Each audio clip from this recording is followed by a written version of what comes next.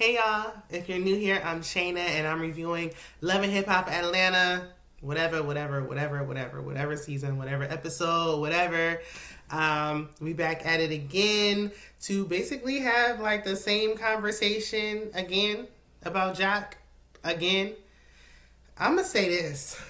Joc back probably on fire. He been gay for carrying this season on his back. You hear me? Whew, I don't think it's nothing else even going on. Like a little filler just to fill up some space, but it's Joc in Love and Hip Hop Atlanta at this point. Okay. So we just gonna go ahead and jump right into it. Before we do, if you enjoy this type of content, definitely hit the subscribe for me. You know, we're trying to grow the channel, so let's grow this thing together. It's still a baby YouTuber, but I'm trying to get to big boy status. You hear me? So help a sister out, hit the subscribe button and all that.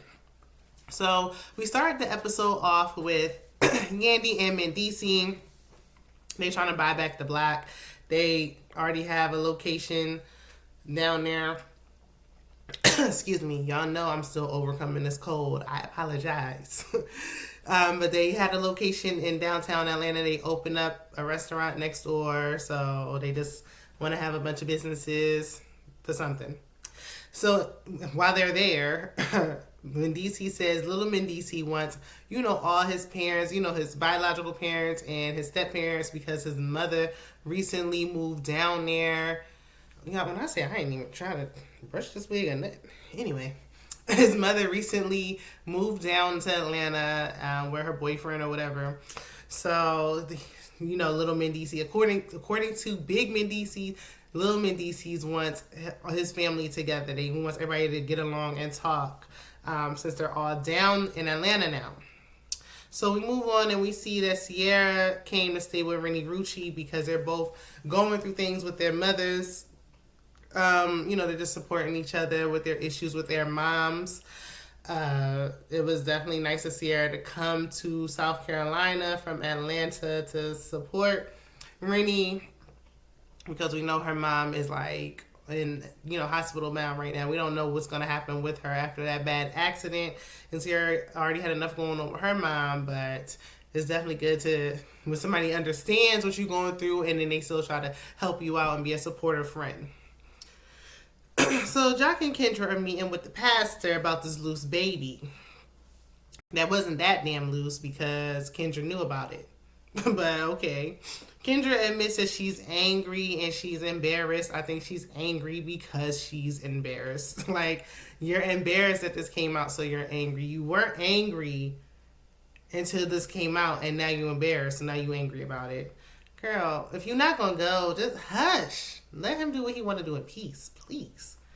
Like, why are you even upset? Like, you forgave him already before you even walked down the aisle. So, moving along. Next. Like, I'm over with Kendra, really, because she put on that whole act and that performance, and I just thought that was corny. Like, girl, you could have definitely played it off better than that. You could have been like, you know what, I'm going to talk to if you want to act like you didn't know, you could have been like, I'm going to talk to my husband about this first. Like, you just put it on too thick to even come back after this, honestly.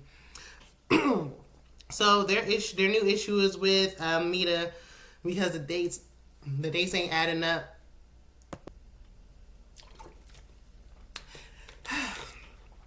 Sorry, y'all. I had a cough attack. Like, I feel like I didn't cough for like 5 hours. But the minute I hit record, here we go. That's why y'all should subscribe. Your girl is dropping content, cough and all, okay? Where was I? So, basically I'm over Kendra. But her issue is with Mita. The dates don't line up. The math ain't mathing. 2 plus 2 is not equaling 4.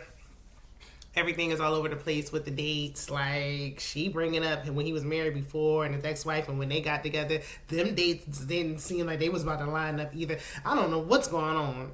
It's a whole lot of overlap happening with Joc and, his women. And then Kendra also mentions Carly Red popping up at the bachelor party. So the pastor said they need to tell each other what's going on. Like, they need to communicate, basically. And Joc just wants to move on. He really just wants to move forward. I feel like he's probably over it because they probably already had the conversation. So why are we rehashing this yet again? Because now it's out and about, it's out in the public and everybody knows about it. Now we gotta talk about it as if we never talked about this before, I guess. So he's just saying, it's a bunch of rumors. Obviously, it's not just rumors. There's truth to it because this baby ain't no rumor. This baby is here. That's a fact. So, yeah. And Kendra just wants Joc to be the one to kind of tell everybody about the baby. Sorry, I got a halls in my mouth. Excuse me. She wants him to be the one to speak out about it.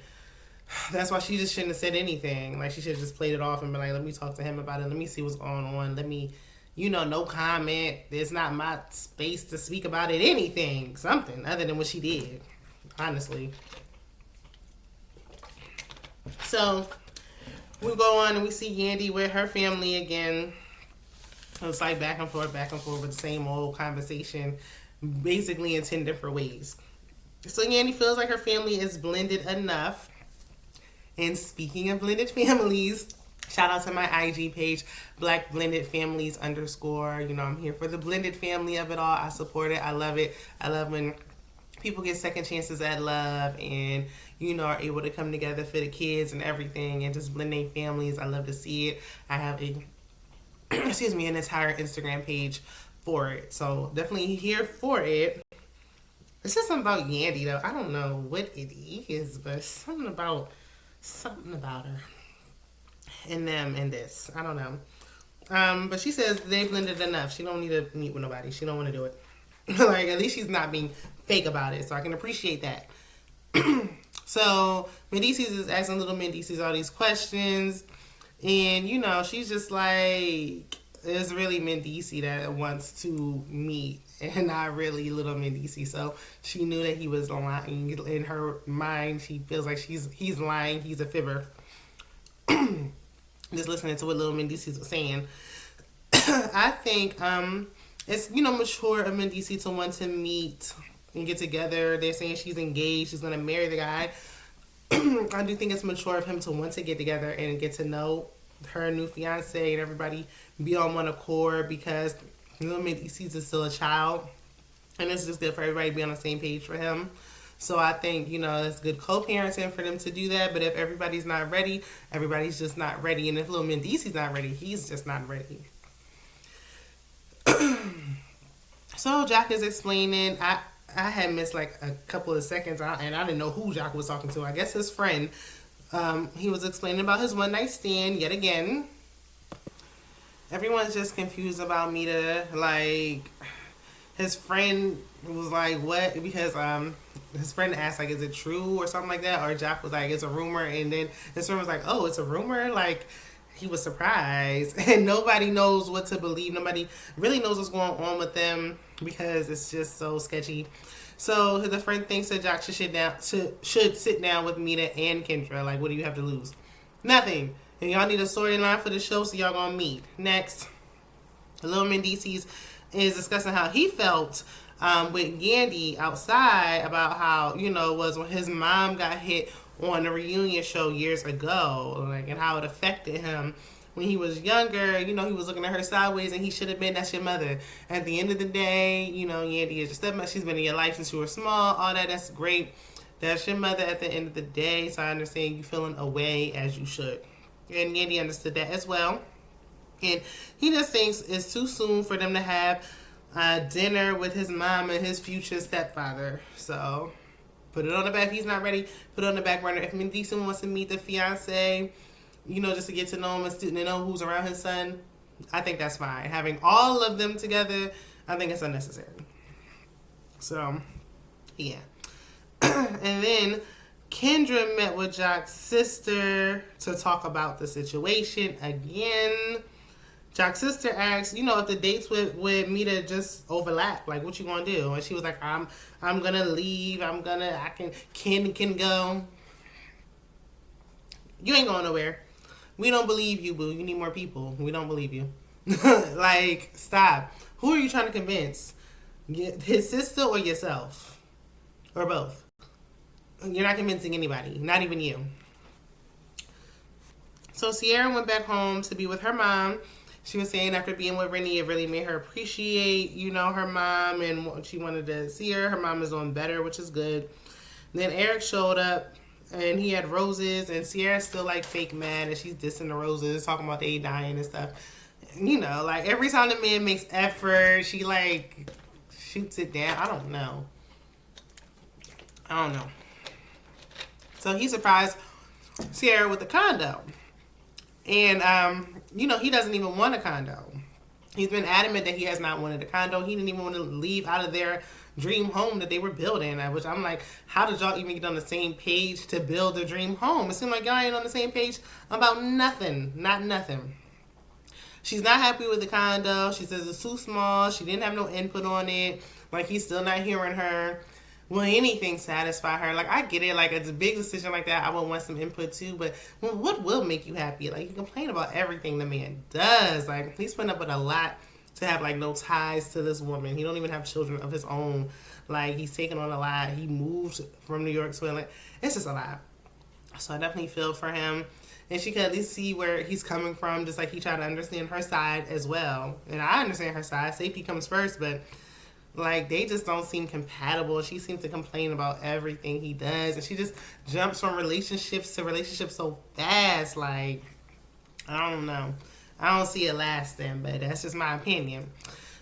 So, when we get to the end and Renni's mother passed, I'm so sorry for her loss. Rest in peace to her mother. She wrote a song for her mother. She had started writing it months ago. She never finished it, so she finally finished it in her mother's honor, and we got to hear like a little clip, a little snippet of that. And that's where the episode ends. So y'all let me know, what did y'all think about this episode? Do you think Kendra would actually leave if the dates don't align? We know that she don't, but let me know what you guys are thinking in the comments. Again, be sure to like, comment, and subscribe, and I will see you on the next one. Bye.